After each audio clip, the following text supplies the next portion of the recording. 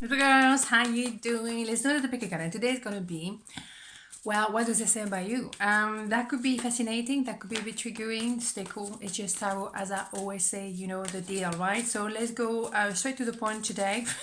Yeah, really, Axelle, straight to the point. That's what you're promising every day, but you don't. Yes, I know. 1, 2, 1, 2. Part number 1. What they're saying about you. Let's go. 6 of Sword. 8 of Sword. What am I saying? The world. Interesting. Well, let's be straight to the point here. They think the world of you. So whatever they say to you, however they make you feel, blah blah blah, just stay cool. You know, they really put you up there at a different level. You are seriously someone who's been through a lot. You kind of completed a cycle of life that was probably very challenging. They have a lot of respect for you, I have the feeling, really. And they know that you're going to do well. You're going to do very well. You're also well traveled, so you've been around, you know life, okay? So they definitely put you on pedestal because you're up there, but they're here. And they can also see that you may have sold yourself short with them at some point. Interesting. So now they have to wake up because they realize I missed the bus here. That's the thing, the boat, the bus, whatever. Oh, mamma mia. Anyhow, so they need to remove themselves from that limitation of their own mind and free themselves from that cage, really. It feels like very claustrophobic to me. Yes, it's an idea of moving towards you and traveling towards you. Maybe you're the one who left them. Maybe you're the one who completely let go of that cage, of that jail, and you're not going back. For me, it's unless it's transforming in a way that is magnificent, then you kind of close that door. On the other hand, that could be them trying to move towards you because they transform literally themselves. But they have a lot to overcome. You know, the limitation of the mind. They have to also complete a cycle of limitation and take off. Are they able to do that? Let's have a look, right?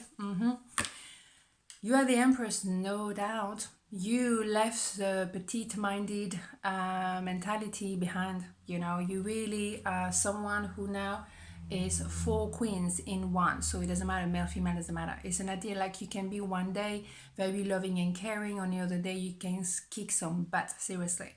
Because you have a very clear idea now of your boundaries and you're not gonna take any prisoners. But you're still very loving, but you're much more anchored than before. Before, maybe you're still finishing a cycle, you're not completely free from your mind and you let yourself go with them in some ways and you attempted to be with them maybe, but now you kind of like back in. I am not having it. Yeah, I think there was an idea of recognizing a soulmate, but also there was, for me, there was an idea of someone else, and that is you found out and that was it. That is quite drastic for me. When someone betrays you once, they might do that again. Therefore, you kind of close that door. Arrivederci. And that is difficult for them to handle. They feel that they lost you. They're watching you, oh my goodness, on your social media, whatever they do. But they also, whenever you try to understand their way of doing things, they were very abrupt with their wording. They were defensive instead of actually cool it down, but they didn't. You think so? That was quite drastic indeed. So for me, they probably say about you that you moved on. They're not sure they can rebuild anything with you. It doesn't look very good. For me, once you realize they were lying to you or they were playing you, you kind of just crumble it all and you confronted them with a lie. They really want to come back. They really, that's what they say. They're trying to come back maybe with really an enormous amount of vulnerability. And then it's up to you. What do you want to do with that? The question is how they see you, right? That is not what you're going to do with them. Well, maybe I can answer a bit. That wouldn't be exciting otherwise, would it? I think for me, after a long time of disconnection, really a long time of disconnection, you saw something in them. Otherwise, I don't think you're kind of person who fall in love that easily or that quickly. Therefore, yes, you might listen to what they have to say. If it's something, mesmerizing, because it has to be at that level, then you might actually come back together stronger than ever. It is true. You can accept this offer of work or that offer of love only if you really kind of feel that they prove themselves to you. It has to be drastic, very drastic. There is a light at the end of the tunnel. That's what I'm saying. Anyway, file number 2, what is saying about you? Oh, mamma mia, 10 of swords. The Hermit, 3 of Cups, Holy Mother of God, right? Well, there's probably, there was an ending. There was an enormous amount of suffering. That was really powerful. A lot of pain. They either, hurt you very badly, or you hurt them back, or as a result, you hurt them back, right? At the end of the day, that was drastic. That was the end of suffering. But because of that, or thanks to that, you definitely know what you want when you don't want. It's also possible that you went through a lot in your life, a lot, and you overcome a lot. Okay, so now you definitely either an emperor or an empress as a result.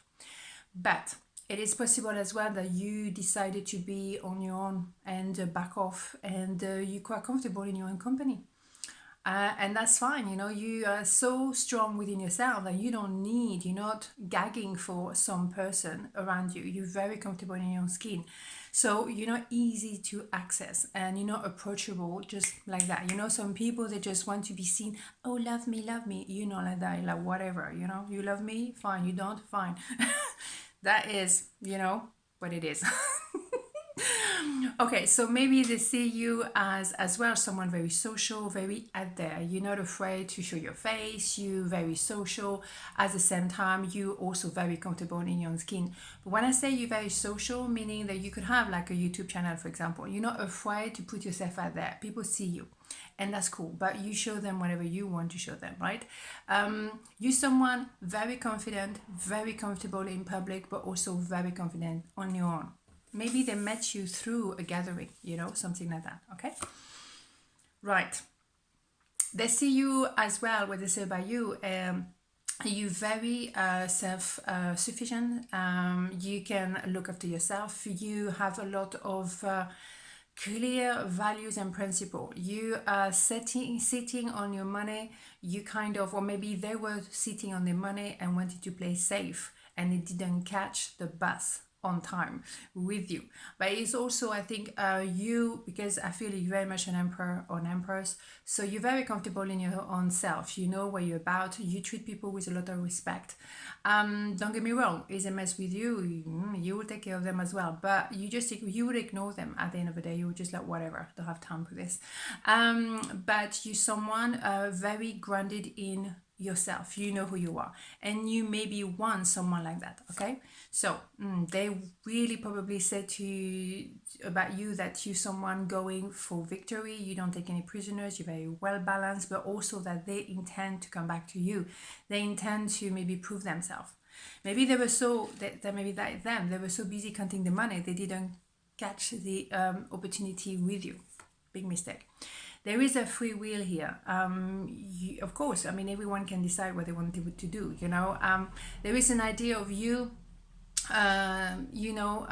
not forcing event in your life, but you always move forward. You don't fluff around, and you also kind of accept something are meant to be, something you're not, meant to be. And there's something you're happy to fight for and build for, and although you're just like, whatever, whatever, it's not meant to be, I'll move forward, I don't mind. But you have a very strong willpower.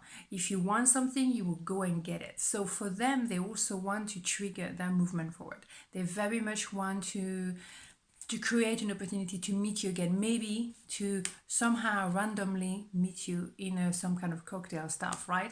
They're trying to recreate a connection. They have the clarity now, you think so? But of course, that is obvious. When you have this one, you're going to have that one. It's inevitable. Now they know, maybe a bit too late, what they want and what they don't want. But you knew that very much. You cover your heart because for me, I think you've been hurt enough with that person that you might not be able to engage. For me, when you give yourself 100%, but they hurt you, and therefore you kind of like, not sure about that one. Okay, so you're on the fence and they're on the fence. So it's interesting because you both maybe you had a lot of love, but you had to fight your own obstacle, your own inner battle, and you went through a lot, both of you. That's why you connect so much. You recognize each other pain in some ways, but it feels to me that there's an idea of you miss a boat or something. Here we go, miss a bus, whatever. I never know which one it is, never mind. They want you to move forward for sure. I think they want to try one more time, I have the feeling, but let's see what happens. But it is interesting for me. There is something quite soft within, even though it's been quite drastic. You understand each other pain, and that I respect that, because you both know what it means to lose someone, to fight for yourself or for your survival. So I respect that. Let's see what happens, but I think there is some baba boom going on here. On this note, have a beautiful day, and I'll see you tomorrow. Mwah. Ciao.